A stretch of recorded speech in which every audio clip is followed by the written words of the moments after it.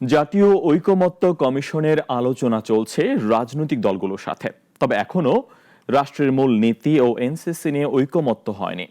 আরও আলোচনার মধ্য দিয়ে কাঙ্ক্ষিত অভীষ্ট লক্ষ্যে পৌঁছার আশা প্রকাশ করছেন কমিশনের সহসভাপতি।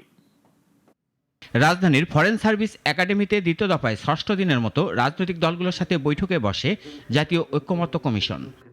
রাষ্ট্রের মূলনীতি, দ্বিকক্ষ বিশিষ্ট সংসদের উচ্চকক্ষে নির্বাচন পদ্ধতি, জাতীয় সাংবিধানিক কাউন্সিল বা এনসিসি গঠন কাঠামো ও রাষ্ট্রপতি নির্বাচন এবং নারী প্রতিনিধিত্ব ছিল আজকের বৈঠকের আলোচ্যসূচি। দিনভর আলোচনায় কি হলো জানা যায়, রাষ্ট্রের মূলনীতি ও এনসিসির বিষয়ে একমত হতে পারেনি দলগুলো। কমিশনের সহসভাপতি অবশ্য আশা প্রকাশ করেন দ্রুত জাতীয় সনদ প্রকাশ করার। কোন কোন জায়গায় পরিবর্তন সংযোজনের মধ্য দিয়ে আমরা অভিষ্ট লক্ষ্য অর্থাৎ একটি জাতীয় সনদের জায়গায় পৌঁছতে পারব। কমিশন ঘোষিত রাষ্ট্রের মূলনীতি ও এনসিসির বিষয়ে দ্বিমত করে বিএনপি নেতারা বলছেন, এমনটা হলে নির্বাহী কার্যক্রমে ব্যাঘাত ঘটবে।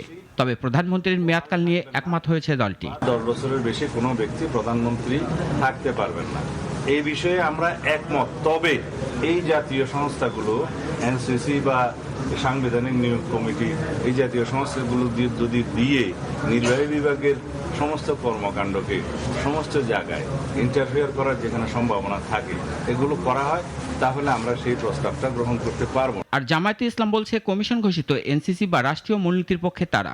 তবে কেন বিএনপি মানছে না তা বোধগম্য না। একটি দল ছাড়া আর সকলেই এখন পর্যন্ত যে মত দিয়েছে তারা সকলেই একমত পোষণ করেছেন। বাংলাদেশ জামাত ইসলামীও এবার যে সংশোধিত কমিটি এবং সংশোধিত নাম তার সাথে সম্পূর্ণ একমত। আর অন্যান্য দলগুলো বলছে, বেশ কিছু ইস্যুতে বড় দলগুলোর মধ্যে বিভেদ রয়েছে, সেজন্য আলোচনা আরও করতে হবে। মূলনীতি বিষয়ে এখন পর্যন্ত কোনো ঐকমত্য হয়নি। সংবিধানে ইতিমধ্যে যে 4টি মূলনীতি আছে সেটা বহাল রাখার পক্ষে অনেকগুলো দল আছে, আবার সংবিধানের এই 4টি মূলনীতি পরিবর্তন করার পক্ষে অনেকগুলো দলগুলো আছে। এনসিসিটাকে পরিবর্তন করে এখন এটাকে একটা সাংবিধানিক নিয়োগ কমিটি, খুবই এটাকে আরও স্থূল করা হয়েছে এবং সেখানে কমিটিটাকেও আরও ছোট করা হয়েছে। এই প্রস্তাব যদি মানা না হয় এর চাইতে আর কোনো অর্জন আমাদের হতে পারে না। পরের সপ্তাহের রোববার আবার বৈঠকে বসছেন কমিশন। দ্রুত আলোচনার মধ্যে একটা সমাধান আসবে। কমিশন ও রাজনৈতিক দলগুলোর নেতারা এমনটাই প্রত্যাশা করছেন।